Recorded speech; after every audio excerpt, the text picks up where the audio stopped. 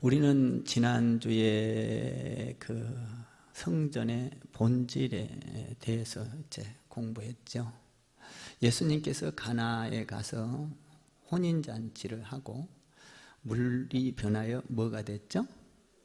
포도주.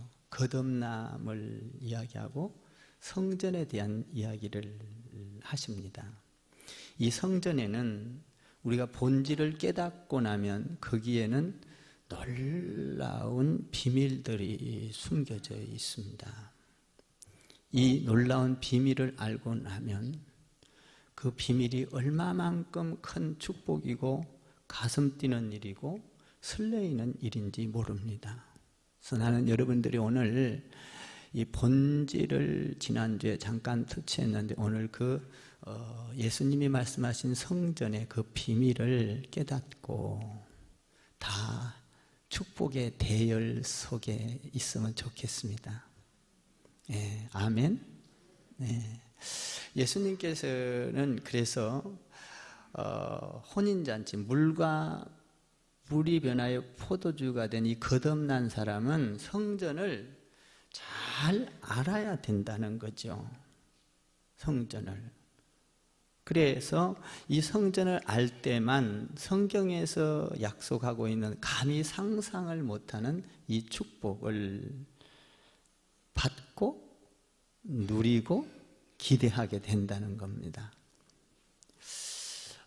우리는 성전의 본질에 대해서 지난번에 나눴는데 본질은 뭐였나요? 거룩과 순결한 삶이었습니다.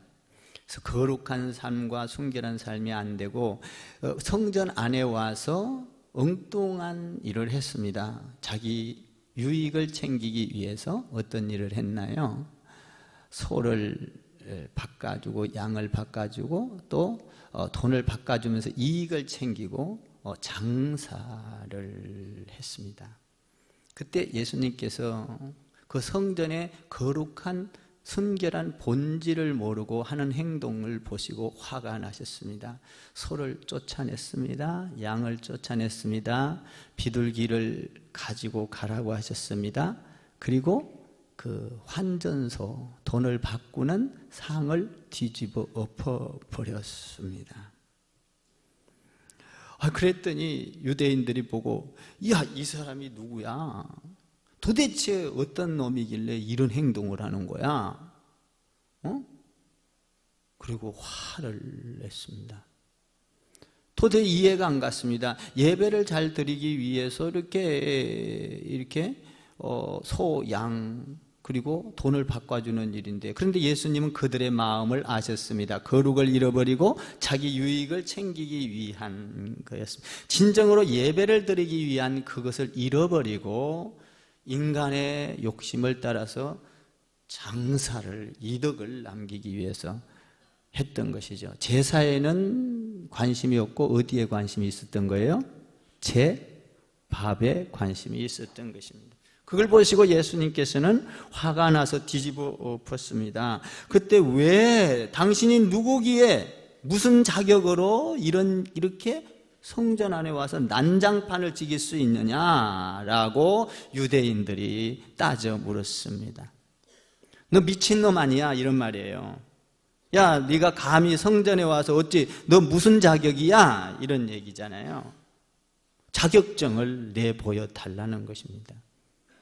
이럴 만한 이유가, 네가 어떤 이런 능력이 있는, 이렇게 할 만한 사람이 되느냐? 뭐냐 네가? 그렇게 하니까 예수님이 황당한 말씀을 하십니다. 어떤 말씀을 하셨습니까? 19절에 보면, 19절을 한번 읽을까요? 시작. 예수께서 대답하여 이르시되 너희가 이 성전을 헐라 내가 사흘 안에 일으켜 세우겠다라는 것입니다. 이 성전이 어떤 성전입니까? 오늘 본문에 보면 46년 동안, 20절에 보면 46년 동안 지었던 이 성전인데 감히 네가 이걸 헐면 3일 만에 세우겠다고? 야, 말도 안 되는 소리 하지 마. 미친놈 아니야 이거. 이런 얘기죠. 화가 났던 거예요. 여러분 이해가 갑니까? 46년 동안 온 백성이 힘을 들여서 지었던 그렇게 웅장하고 화려하고 그리고 누가 들어가도 거기에는 거룩이 흘러 넘칠 정도로 백향목으로 진 왕궁보다도 더 어리어리하게 지었던 그 성전을 헐면 3일 만에 짓겠다? 이해가 가는 겁니까? 누구도 믿을 수 없는 겁니다. 그건 당연한 거예요. 그런데 예수님께서 3일 만에 짓겠다라고 말씀을 하십니다. 사실 여러분, 성전은 어떤 겁니까? 성전은 여러분이 신앙생활하는 성전은 어떤 겁니까? 의미가 하나님께서는 이 성전 짓기를 그렇게 고대하셨습니다. 바랬습니다. 출애굽 이후에 하나님께서 이제 이스라엘 백성하고 같이 동행을 하면서 10가지 재앙을 나타내고 그리고 뭡니까? 홍해 바다를 건너고 그리고 광야에서의 삶을 그 어려운 삶들을 다 이겨내고 그리고 사사시대가 지나고 왕정정치가 지나가고 이런 수많은 세월 가운데에서 하나님께서 그렇게 이스라엘 백성을 구원내면서 하나님께서 바라는 게 뭡니까? 하나님의 그 중심된 마음이 뭡니까? 하나님께서 원하는 그렇게 고대하고 바라는 것이 뭐예요? 그것이 성전을 짓는 일이었습니다. 그런데 그 이야기를 한 번도 마음속에 품고 있으면서도 한 번도 내포하지 않았습니다. 하나님이 야 너가 나를 위하여 집을 지어라, 내 성전을 지어라, 내가 거할 곳을 지어라 이렇게 말한 적이 한 번도. 하나님의 마음은 너무나도 간절하지만 그 말을 자발적으로 하는 사람을 기다리고 기다렸으나 여러분 출애굽하면서도 그런 말이 없었습니다. 사사시대를 지나면서도 없었습니다. 왕이 되어서 그런 말을 한 번도, 그렇게 위대하신 하나님이 구원을 해줬건만 하나님이 그할 집을 짓고자 하는 사람이 아무도 없었습니다. 하나님의 마음은 간절했습니다. 기다리고 또 기다렸습니다. 기다리고 또 성전을 지어주기를 그렇게 기다렸습니다. 그런데 다윗이 왕이 되었습니다. 왕이 되어가지고 자기가 왕궁에 거합니다. 왕궁에 거하다 보니까 백향목으로 진 집이 웅장했습니다. 거기에는 화려했습니다. 자기가 감당할 수 없는 화려함과 기쁨과 너무나 좋은 왕궁이었습니다.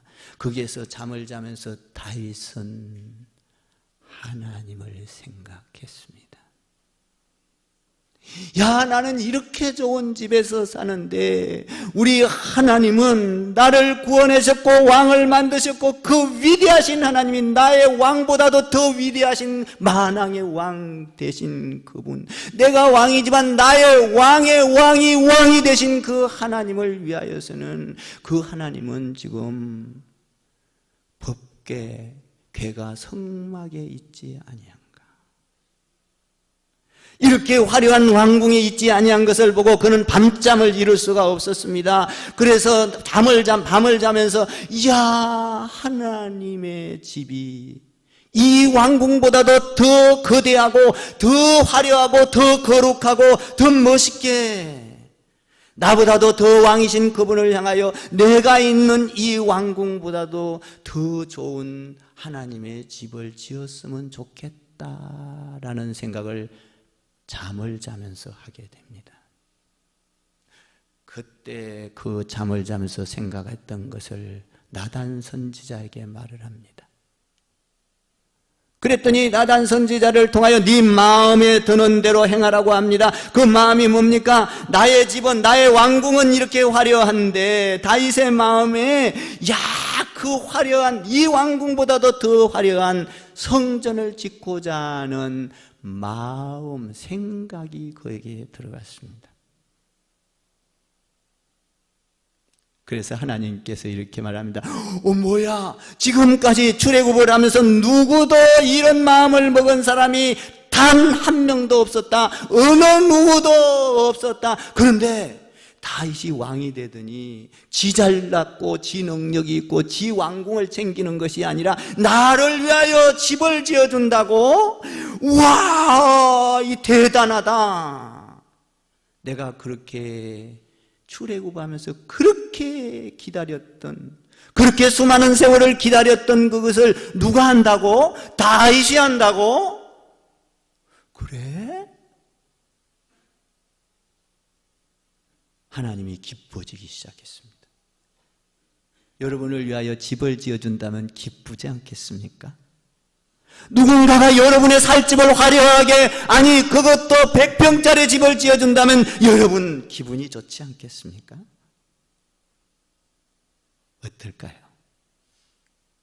다윗, 네가 내 마음을 기쁘게 하였다. 아니 그것도 내가 누구에게도 말한 적이 없고 강요를 한 적이 없는데 어찌하여 네가 스스로 한다고? 우와, 너는 스스로 한다고? 나는 지금까지 누구에게 강요한 적도 없는데 네가 스스로 한다고? 아니 내가 지금까지 출애굽하면서 이 스스로 하고 내가 원하는 마음을 알아서 나의 집을 짓는 자에게 축복하려고 그렇게 기다리고 또 기다리고 축복 줄 자를 찾고 기다리고 세월을 흘려서 가끔만은 아무도 지금까지 내 집을 짓고자 하는 사람이 없었다. 네가 한다고? 내가 너에게 축복 줄 것을 기다리는데 네가 한다고? 하나님의 가슴을 뛰게 했고 하나님의 마음을 감동시켰습니다. 너무너무 좋았습니다. 기다렸습니다. 스스로 할 자를 기다렸습니다. 축복받을 자를 기다리면서 누가 과연 출애굽하면서 나의 성전, 내가 거할 곳을 짓는다고 말할 사람이 누굴까라고 기다리고 있던 차에 다윗이 그것을 선언한 것입니다. 그래서 다윗에게 말합니다. 다윗아, 내가 너에게 축복하기를 원한다. 그리고 축복한다. 지금까지 사람 중에서 태어났던 모든 사람들 중에서 축복받은 것은 아무것도 아니다. 네가 왕이 되기까지 축복받은 것은 이것 아무것도 아니다. 게임도 안 된다. 너는 이 세상에서 사람이 받는 축복과 영광 중에 가장 큰 축복과 영광을 받을 것이고 뿐만 아니라 너는 너 자손 만대로 복을 받을 것이고 더 나아가 너는 하나님 안에서 복을 받되 복을 꽃배기로 받고 꽃배기 후에 자성, 복의 자성을 받을 것이고 너는 이 세상에서 축복의 모델이 될 거야. 이 세상에서 너만큼 축복을 받은 사람은 전에도 없었고 지금도 없었고 후에도 없을 것이다. 이 어마어마한 복을, 성전을 짓겠다는, 하나님의 집을 짓겠다는 마음을 통하여 하나님이 부어주셨습니다. 할렐루야. 그것이 성전입니다. 우리가 그 성전의 의미를 잘 알 때, 그리고 그 성전의 비밀을 알 때 다윗에게 주셨던 사무엘하 7장 7절 이하의 8절, 9절, 10절, 11절, 17절까지 준 그 어마어마한 9가지의 복을 우리는 이 성전을 알 때 받을 수가 있는 것입니다. 그래서 오늘 성전에서 이 성전의 의미를 모르고 자기의 유익을 위하여 하는 사람들에게 야, 사흘 동안 내가 지을 테니까 헐어라 라는 것입니다. 그 성전이 오늘 21절에서 뭐라고 바뀝니까? 21절을 읽어보십시오. 시작. 그러나 예수는 성전된 자기 육체를 가리켜 말씀하신, 예수님이 그 성전으로 바뀐 것입니다. 믿습니까? 그 예수님을 우리는 받아들이기만 하면 다윗에게서 약속하였던 그 축복을 예수를 통하여, 예수님이 성전이에요. 여러분들이 성전에 와서 신앙생활을 예수님이 원하는 거룩한 삶과 성결한 삶과 예수님 안에서의 우리가 하나님 안에서의 어떤 이 성전에서 요구하고 있는 삶을 산다면 다윗에게 약속하였던 그 축복을 너에게 주겠다라는 거예요. 여러분, 성전은 구약에서 어떤 의미가 있습니까? 솔로몬이 성전을 지었습니다. 성전을 지어놓고 두려웠습니다. 그래서 솔로몬이 고백하는 것이 있습니다. 역대하 6장 이하에 가보니까 그 솔로몬이 성전을 지어놓고 이렇게 고백합니다. 하나님은 아니 계신 곳이 없습니다. 하나님은 온 천하에 계시고 하늘과 하늘 위에 다 계십니다. 땅속에도 계시고 아니 계신 곳이 없습니다.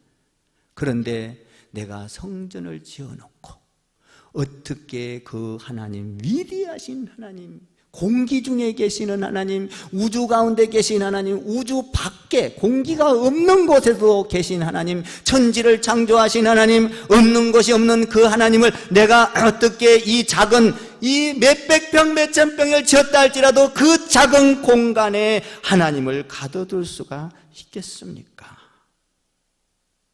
우리가 그 위대하신 하나님을 이 공간에서 만날 수가 있단 말입니까? 두려워했습니다. 이 솔로몬이 성전을 지어놓고 하나님을 잘 안 거예요. 여러분, 그러나 하나님은 아니 계신 곳이 없는 줄 믿습니다.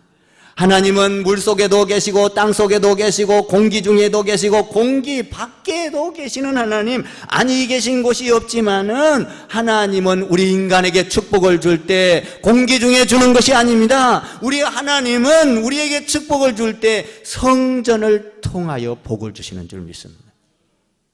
반드시 성전을 통해서 복을 줘요. 우리 인간에게. 오늘 성전이 누구라고 합니까? 패러다임이 바뀌었는데 이 다윗이 지으려고 했고 솔로몬이 지었던 그 성전이 예수로 바뀌었는데 패러다임이 바뀌었어요. 예수를 통해서 그 복이 오는 줄 믿습니다. 여러분, 성전을 오늘 예수님께서 나의 몸이라 이렇게 말을 하고 있는 것입니다. 21절에서 성전된 자기 육체를 가리켜, 예수는 성전을 자기 육체를 가리켜 말씀하신 것이라 이렇게 말을 했습니다. 솔로몬은 성전을 지어놓고 아니 계신 곳이 없는 하나님, 그러나 다윗 때부터, 자기 아버지 때부터 성전을 지라고 여기에서 복이 온다고 하였으니 할렐루야. 그래서 이 솔로몬이 영적인 통찰력이 있었던 거예요. 성전을 지어놓고 솔로몬은 그 성전만을 기대하지 않았습니다. 아니 계신 곳이 없는 위대하신 하나님. 사실 성전은 어떤 거예요? 여러분, 화려하게 지고 거룩하게 지고 웅장하게 지고, 이건 뭘 의미해요? 어떤 이방신보다 뛰어나신 하나님인 걸 말하고 있잖아요. 누가 감히 넘볼 수 없는 신 중의 신, 여호와 하나님. 아멘. 그 웅장하게 표현했던 게 뭐예요? 신 중의 신, 누구도 감히 넘겨다 볼 수 없는 신. 이게 솔로몬이 지었던 이 성전 아니에요? 성전. 여러분, 어떤 신보다 뛰어나신 신 중의 신, 넘볼 수 없는 신, 예수 그리스도인 줄 믿습니다. 이분을 통하여 축복이 온다는 것이지. 이 성전을 잘 알아야 돼요. 그러면 우리가 성전은 예수 그리스도라고 말하는데, 자기 육체라고 말하는데, 그러면 그 성전은 어떤 겁니까? 무슨 뜻이 있습니까? 성전이. 그 성전은 우리 예수님께서 그 성전의 본질을 말합니다. 46년 동안 지었던 거라도 헐어라. 그러면 사흘 만에 내가 이렇게 세우리라. 성전은요, 본질이 뭐냐면 십자가와 부활이 있어야 하는 것입니다.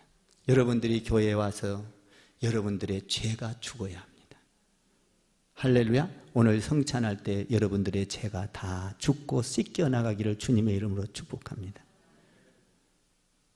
성전의 의미는 뭡니까? 내 몸이라 예수님께서 죽으시고 헐어라 이 말이에요. 헐고 그리고 세우리라 부활하겠다 이 말이에요. 성전의 의미는 죽고 부활하는 것이 성전인 것입니다. 우리의 죄가 죽어야 하고 미움이 죽어야 하고 여러분들의 다툼이 죽어야 하고 여러분들의 고통과 슬픔이 다 죽어야 하는 것입니다. 그리고 나서 우리 가운데 사랑이 넘치고 은혜가 넘치고 용서가 넘치고 이해가 넘치고 이것이 살아나야 된다는 거예요.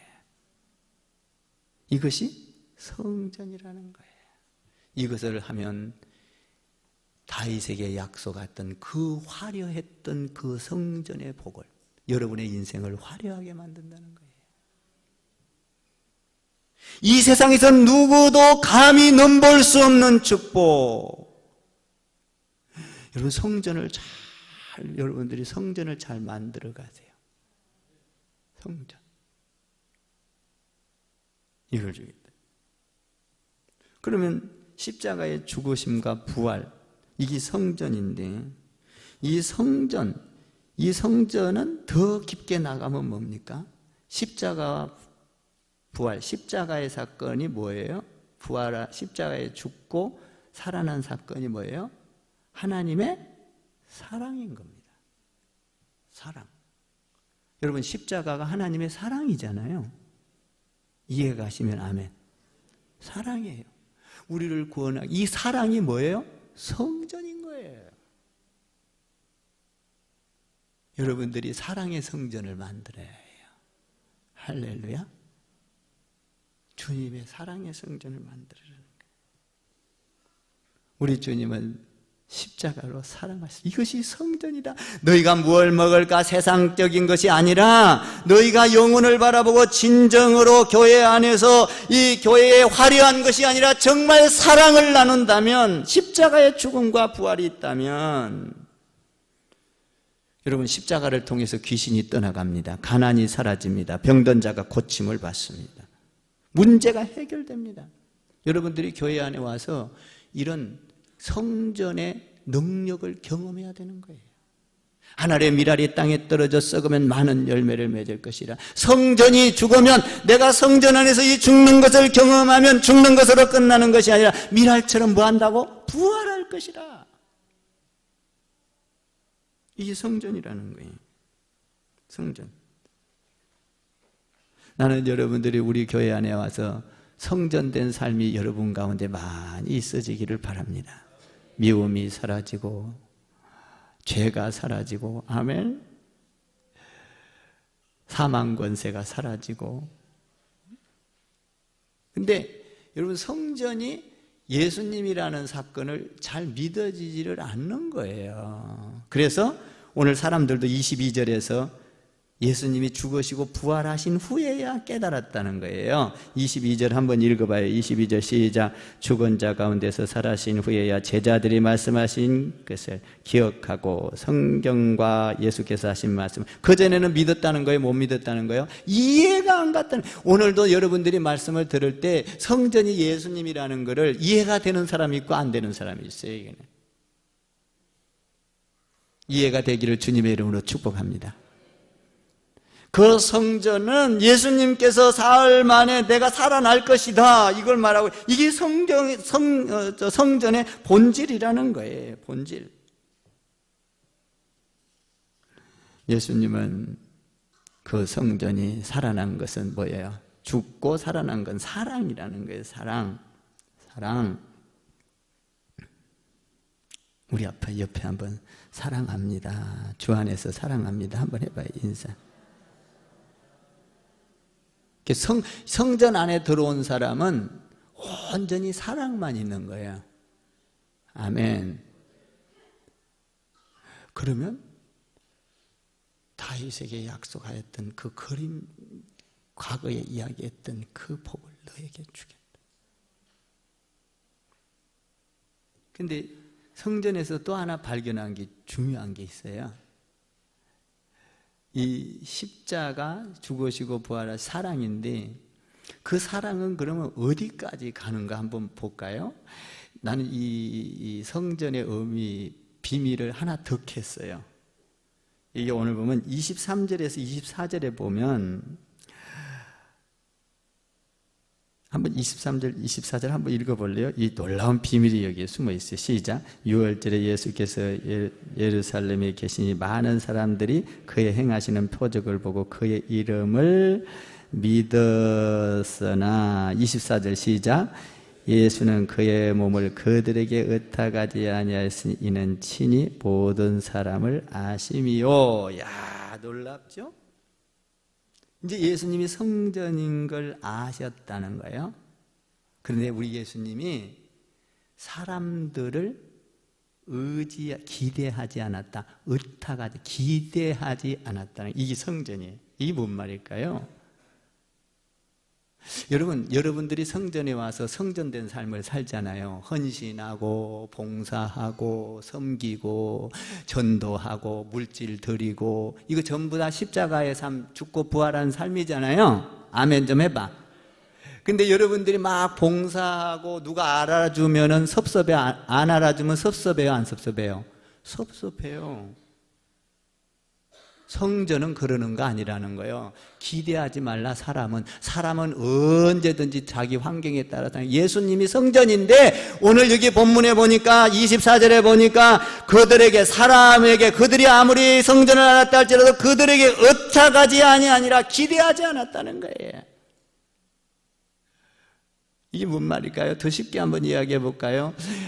어떤 아버지와 아들이 있습니다. 어머니가 있습니다. 부자 간의 관계가 있습니다. 열심히 아이를 양육하고 공부시키고 이렇게 해서 훌륭하게 키워놨습니다. 아들이 잘못하면 섭섭합니다. 그건 뭐예요? 야, 내가 너를 어떻게 키웠는데 네가 어떻게 이렇게 할 수가 있어? 섭섭한 거죠.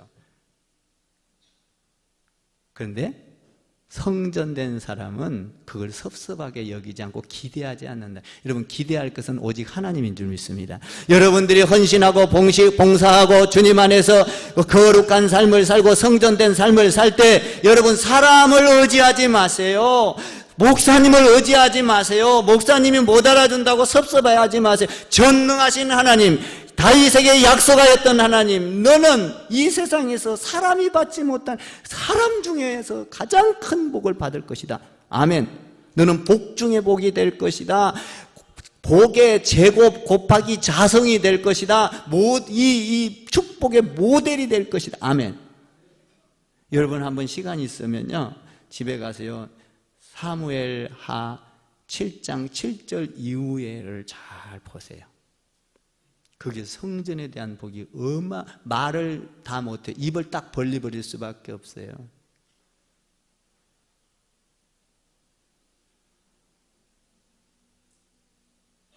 우리 인간이 받을 수 있는 한계로서는 받을 수 없는 복이라는 거예요.